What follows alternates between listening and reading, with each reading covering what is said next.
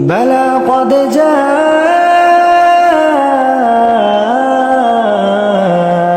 آياتي فكذبت بها واستكبرت وكنت من الكافرين ويوم القيامة ترى الذين كذبوا على الله وجوههم مسودة أليس في جهنم مثوى للمتكبرين وينجي الله الذين اتقوا بمفازتهم لا يمسهم السوء ولا هم يحزنون الله خالق كل شيء وهو على كل شيء وكيل له مقاليد السماوات والأرض والذين كفروا بآيات الله أولئك هم الخاسرون قل أفغير الله تأمروني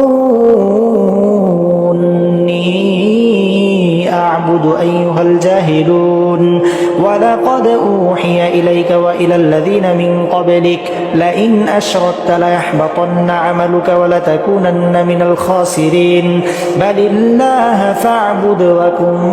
من الشاكرين وما قدر الله حق قدره والأرض جميعا قبضته يوم القيامة والسماوات مطويات بيمينه سبحانه وتعالى عما يشركون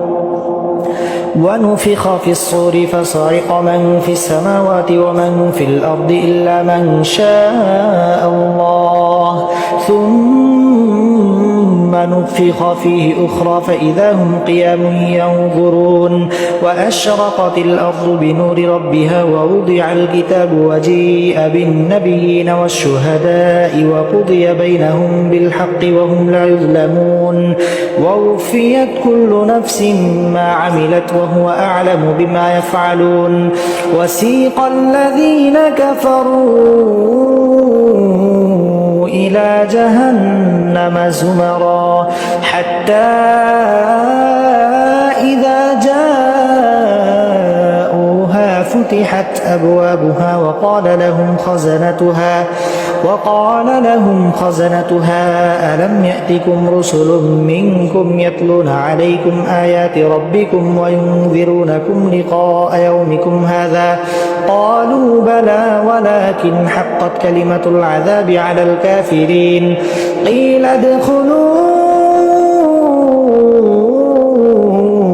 أبواب جهنم خالدين فيها فبئس مثوى المتكبرين وسيق الذين اتقوا ربهم إلى الجنة زمرا حتى